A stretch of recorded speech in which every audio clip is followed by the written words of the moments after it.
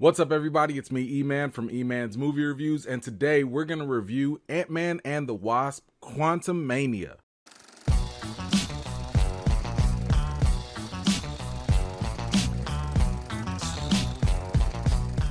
Alright, let's jump into a small intro. Scott Lang and his family find themselves in the quantum realm, but this time there's a major threat that they have to conquer. See what I did there? Okay, whatever. Anyway, let's get into the good. The good. Now, I will say that some of the acting in Ant-Man and the Wasp Quantumania was noteworthy.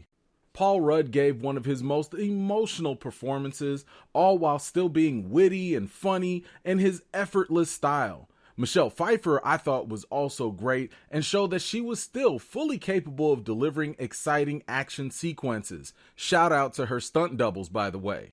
However, Jonathan Majors as Kang the Conqueror stood tall above everyone else. His delivery was exceptional and captivating. I thought he stole and commanded all the attention whenever he appeared on screen because you always were curious about what he'd do next or what his motivations truly were. Now, simply put, Majors probably turned Kang into a pure menace, a force to be reckoned with, and I was here for all of it. Now, I did like the visuals in this movie. They got a little trippy at times, but they were vibrant and vivid, and it was just definitely a joy to watch. The quantum realm genuinely felt like an escape into like a new world in the MCU. Director Peyton Reed certainly tapped into his love for Star Wars, given the many obvious parallels. Now, if you're a Star Wars fan, you'll immediately recognize the similarities as the main characters explore different areas of the quantum realm. Now, I really appreciated the different types of creatures that we got to encounter in this other dimension, mainly because it was never given whether the creature would be friendly or hostile or just straight up weird. Now, one of the most positive elements for Ant-Man 3 was probably the theme, especially the theme of time. Whether lost, gained, or perceived differently, the concept of time was fascinating to explore through these different characters. This theme was the backbone for Scott Lang's character and how he connected with his daughter Cassie. Now, their bond through this theme was a relatable subject to keep audiences engaged. What I also found interesting was how this theme of time played really differently with the character of Kang. This was a great way to really put these two characters on opposing sides, especially as one being a hero and the other one being the villain. Well, that's all for that. Let's move on to the bad. The bad. Sorry to say it, but hey, the writing for Ant-Man 3 kind of left more to be desired. One character that suffered the most was probably Evangeline Lilly's The Wasp. Her character's name is in the title of the movie, but it felt like her role was diminished and didn't receive any type of actual development. It felt like she was only there just to nag her mom and kick butt during some action scenes. Then, Michelle Pfeiffer's character became kind of annoying for taking so long to reveal her secret.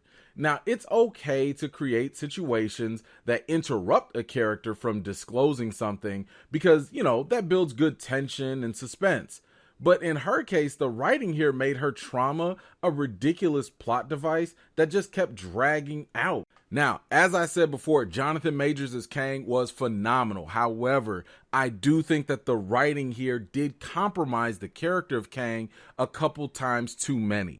I thought it was odd and possibly maybe even a plot hole to have Kang need anything from anyone in this movie. I was not a fan of Kang having to know some things and then all of a sudden conveniently, for the sake of the story, just so happened not to know other things. And because of that, it felt like the writing contradicted his own character. Now, I think we'd all agree that the Ant-Man franchise is known specifically for its humor. However, I think that was hit or miss with this one. There were some really funny moments whenever Paul Rudd delivered any type of dialogue. However, other jokes entirely depended on probably your personal sense of humor. Now, in my opinion, some of the running jokes ran a little bit too long, or they were just completely missed. I think the biggest miss probably came with MODOK's character. After the initial shock of seeing his face and all the jokes afterwards just kind of fell flat. I mean, the comedy in this movie didn't always complement what was at stake in the story. So in other words, the humor was distracting to the point where it actually took away the sense of urgency that was trying to be built up. All right, now let's get on to the reason. The reason.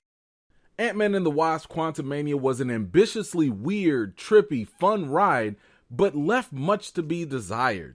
If it weren't for Jonathan Majors' performance as Kang, this movie would be a complete fail. I think this movie missed an opportunity to break free from the averageness of the previous MCU films in Phase 4. It leaned a little too heavy into the comedy rather than allowing the story to mature progressively over time. That's not to say that it shouldn't have had any humor at all, but if this movie's purpose was to set up a threat like Kang that's really supposed to usher in Phase 5, then I don't think it really accomplished that feat at all. So when it comes to the rating for Ant-Man and the Wasp Quantumania, I've got to give it a 6.5 out of 10. Now, I will say that the 2 post-credit scenes at the end of the movie were great, and you absolutely want to stay for those. The sad thing is, I think that the post-credit scenes were probably more exciting and probably just better than the movie itself. I mean, those post-credit scenes got me more excited for what will happen in Phase 5, and I'm less motivated to go rewatch Ant-Man and the Wasp Quantumania. But now I will say that this is still worth the watch in theaters, but like I said, I don't think it has the legs to be something memorable down the line. At the end of the day, this is just another Ant-Man movie. And hey, if you like Ant-Man movies, I do think that you will like this movie. If you were never really a big fan of the Ant-Man movies, this is just going to be kind of middle of the road. But that's just my thoughts on it. If and when you do plan on seeing Ant-Man and the Wasp Quantumania, come on back to this video and let me know, what did you think about it? Anyway, that's all the time I got for today. Thank you so much for taking the time to watch my video. By the way, in case you missed it, I had some really funny stories on my red carpet experience when I went to go see Ant-Man and the Wasp at the world premiere. Be sure to go check out that video. I'll post the link at the very end of this. In the meantime, thank you so much once again for watching. I really appreciate it. If you're new here and you like what you see, don't forget to like this video, subscribe, and don't forget to hit that bell so you don't miss out the next time I drop a video.